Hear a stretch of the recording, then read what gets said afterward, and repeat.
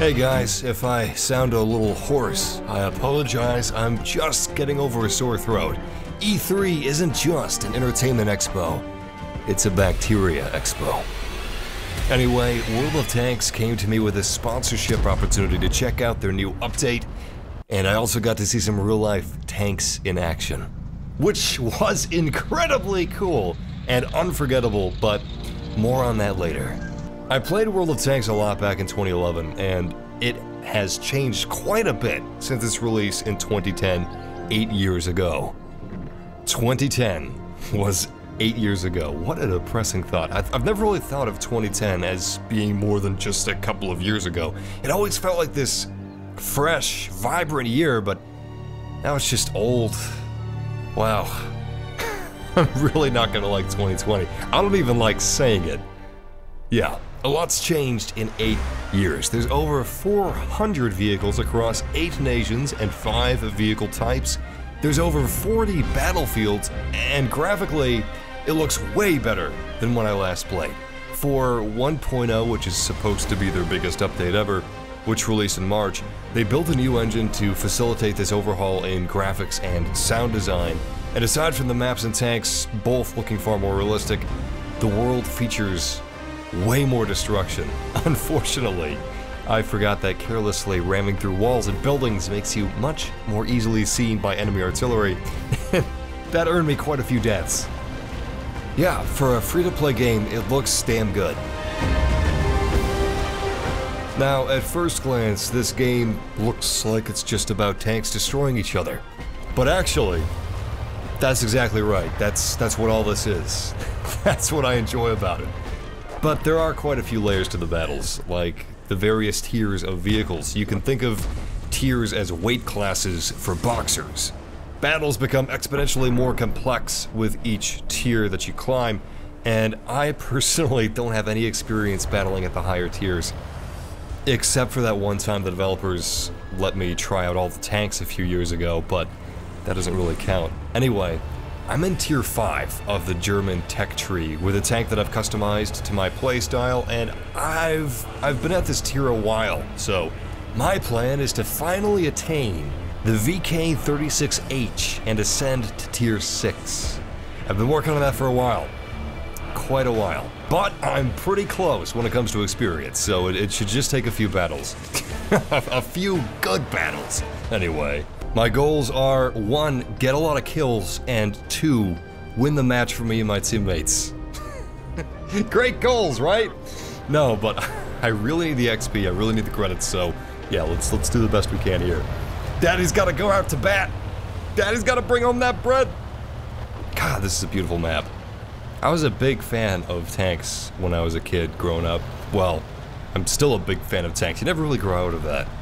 This is really one of the only games that just focuses on vehicular combat. There's a couple of them out there, but there aren't as many as I would like. Armored vehicles destroying each other with giant explosions. You think it would be more popular. Anyway, yeah, this is the PZ-4H. This tank is a little slugger. I usually have a derp gun on him, which is a very, very powerful cannon. And basically it takes a long time to reload, but it packs a hell of a wallop. Now this thing, this doesn't pack as much of a wallop. God, this guy's slow. Can I get around him? I'm almost as slow as he is, so this is gonna be a struggle. It's like a pathetic race. Anyway, the gun that I'm using is a little faster, but it's also less powerful. But it's more forgiving, and I have the aim of a stormtrooper, so if I miss, that just means that I'll be able to get another chance to hit that weak point again. Tank combat isn't as simple as point and shoot as you would expect it would be. No two tanks are the same. Tanks... Oh god. I should probably turn my HUD on. Ah, crap. Right there. No penetration. Come on, baby. Yes! There we go. I just stole someone else's kill. Beautiful. Anyway, yeah. No two tanks are the same. Tanks were constantly evolving and changing throughout World War II with armor thickness, distribution of the angles of armor, constantly shifting and changing with each iteration that they would manufacture. If you don't take the time to hit a weak spot, your round is just gonna bounce right off the armor plating like mine just did a couple minutes ago. Now, it's not just... Oh god. Luckily I think he's bounced. Oh, he's so close. Nice! I don't think I even had a weak spot there, I just got lucky. Come on. Ugh! I guess that's what you call karma. Now, yeah, it's not just about where you hit them and minding the angles at which their armor is positioned, but you also got to consider your own cannon, like mine. It's not that great a penetration. It's not that powerful, and you also got to consider your munitions. Like right now, I'm using high explosive rounds, and that means if I hit the weak spot, it's going to deal a lot of damage. Just took out his tread, so he can't move. Tanks are modular, obviously. You don't want them escaping, so it's a good idea to aim for the treads when you can. Anyway, yeah. I'm using high explosive rounds, so that'll deal a lot of damage if I actually hit the weak point, but I have to take the time to aim. Now, I also have armor-piercing rounds, which are great for penetration, but again, not quite as high of damage. And then there's heat. I've only got about 2 heat rounds because they're expensive as hell. Now, oh god, my treads are down. I'm trying to repair. There we go. I think I'm done for. Damn it! Oh crap. That's a cool tank. Anyway, yeah, heat rounds are really expensive, but in some situations, they're very useful, so I try to set aside some of my earnings to keep at least, like, 2 to 5 heat rounds on me that I use as a last resort. If I'm punching above my weight class, like a higher tier, oh my god, it's a beautiful Sherman. Anyway, if I'm punching above my weight class at a higher tier, I'll use the heat rounds less sparingly. But yeah, hopefully this is a victory. I got a couple of kills, which is going to help us out with XP, but I don't know if it's going to be enough.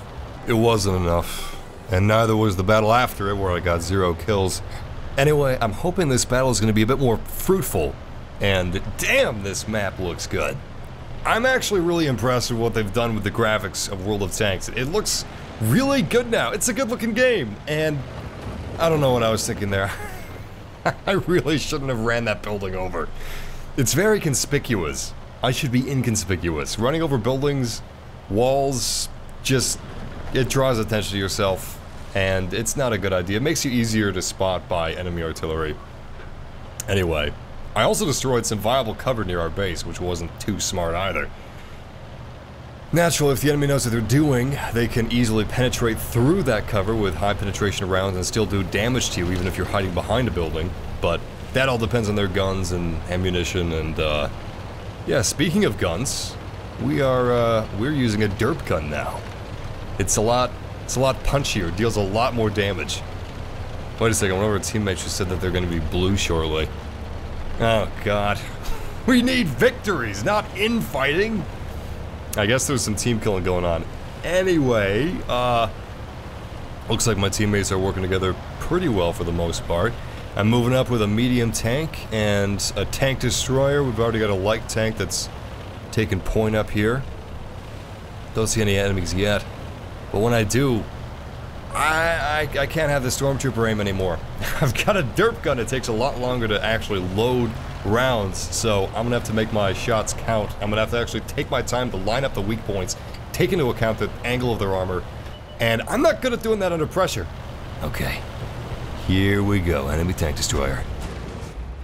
I haven't been back into World of Tanks long enough to not be jumpy and kind of intimidated by some of the scary tanks, but let's see if we can take this guy out. Alright, we got a friendly tank destroyer that's helping me out here. Oh yeah, we got the drop on him. He doesn't see us. Nice! I guess we must have hit a weak point because, damn! That was a good kill. Really clean, really fast. And, yeah, it looks like there was a team kill on our team. Big Knockers won. Is mine -1 point. So he got one of our team members. No idea what was going on there. Alright. I gotta be a little more proactive if I actually want to get these kills. Dealing damage is one thing, helping your teammates you know, helping destroy the enemy team, that's all well and good, but I want those big fat numbers right next to my name.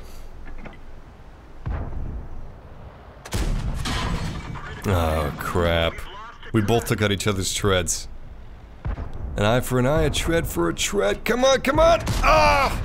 God, I was so close! That's what I'm talking about. Not only do you have to be careful of your aim, but you guys are so slow, your timing could be off and your teammate could steal your kill. I don't think I did the maximum amount of damage to that guy, so it wasn't my kill anyway, but still! I was gonna steal that kill. Someone else stole that kill instead of me stealing it. Ugh. That was a really cool looking tank destroyer, though. I gotta say, I'm a big fan of German tank design. Also, Swedish tank design. Some beautiful tanks there, but I'm a fan of... oh, crap. I'm a fan of Tiger tanks, which is what I'm working toward. I think tier 7 is when I can first start getting the Tiger tanks, but... God, there's like 400 tanks in this game. It's absolutely nuts. I don't even know how many tanks were conceptualized during World War II, but, I wonder when they're gonna run out of tanks for this game. I know they've started bringing in concepts, which is really fun. Like, the mouse! I love the mouse. The mouse is... It was a tank that they made two, in real life of, but it was basically just a prototype, it was a concept, it never made it into full production. It was the largest tank ever made, and it was absolutely ridiculous. We got 2 kills now, beautiful. Anyway, when the developers... shit. When the developers let me try all the tanks, the first tank I tried was the mouse. It was very difficult. I sucked with the mouse. But it still holds a special place in my heart. 3 hours later. Okay, so I got incredibly lucky. I'm at the top of the tier list. Look at that. And I'm about to show you that being at the top of the tank tier list means absolutely nothing. Because this is her. I finally got her. I got enough experience and I got enough credits, and I bought the VK3601H, which I've been gunning for a while, and I know absolutely nothing about this tank. It's currently running stock. It's got the standard derp gun, which is, it's big. Takes a long time to load, but it packs a punch. Anyway, speaking of taking a long time, this tank is slow as hell, so I really have to double down on my tank strategies. Not that you don't have to use strategies when you're using light tanks, but in a light tank, if your strategy doesn't work out, well, you can bail. I can't bail. So if my strategy fails, I'm screwed.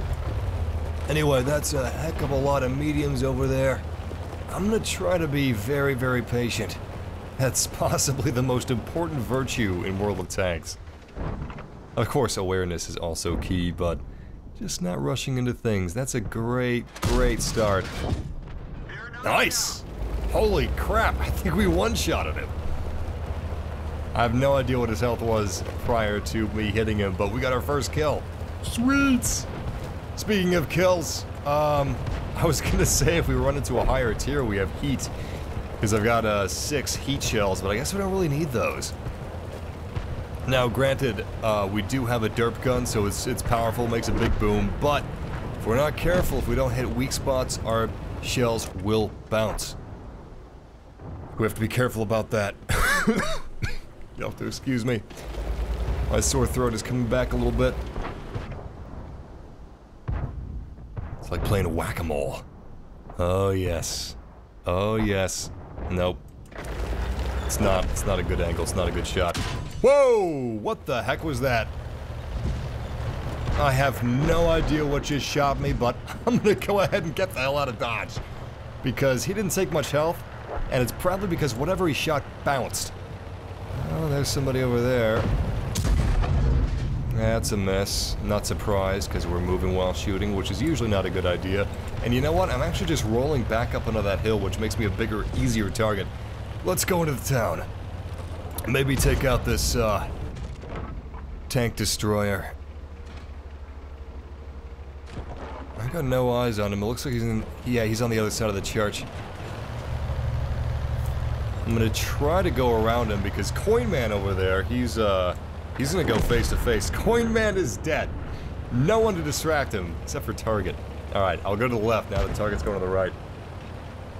May not be anything left for me by the time I get there. 2 tank destroyers. Which will win? Oh god. What the hell was that? Oh Jesus. Oh, it's another tank destroyer. Oh my god. I gotta get to cover now. And this is not really good cover at all, so that's nice. That whole horizon there is just filled with hostiles. Armor not penetrated, shit. And as you can see, it's taken a hell of a long time to load, especially because they hit our munitions. So, this is a bad spot. Really bad spot. Honestly, I'm just trying to get a kill before I die now. Oh, I'm so dead. What have I done? Something else that was recently added into World of Tanks post-Update 1.0 was the Italian Army tech tree, including the Fiat 3000, which may look a little familiar to you. It's based on the Renault FT, one of the most influential and revolutionary tanks of World War I. But yeah, I thought that was a pretty cool addition to the tank roster. I put a couple dozen hours into World of Tanks, and I've had quite a bit of fun. I really enjoy tanks. I really enjoy armored vehicular warfare, tank-on-tank combat, and you don't really see too much of that in games today. But if you enjoyed what you've seen of World of Tanks, they gave me a link that allows, if you're new, if you haven't signed up for World of Tanks before, if you sign up using the link, you get an M22 Locust tank, which is a tier 3, but more importantly, it's adorable. It's the cutest tank in the game. And something else that's pretty damn cool is World of Tanks invited me to see some real-life tanks in action at the Museum of American Armor. Unfortunately, my GoPro somehow corrupted half of the video that I captured that day, including the simulated live fire exercise that we got to ride along with, which was super awesome. Here's some footage from the website itself of that operation, which was really something special. If you're ever in the area, if you're ever in New York, if you can stop by the Museum of American Armor, it's really an amazing experience, and I really enjoy talking to some of the veterans that volunteer there and learning about the different tanks and armored vehicles that they had on display. And we also had the extreme pleasure of speaking one-on-one to Garrett Machine, who was a member of Duvdevan, Israel's elite counterterrorism organization, and Michael Hawk, a retired U.S. Army Special Forces officer, as they shared stories and experiences of their time serving, which was a very cool experience indeed. And we also got to play World of Tanks Mercenaries, which is an alternate history single-player and co-op experience coming to the console versions of the game on the 26th of June.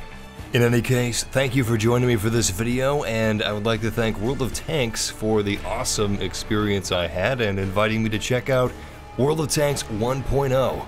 If you guys want to check it out yourselves, it's free to play, and I've got a link in the description down below that will get you a free premium tank.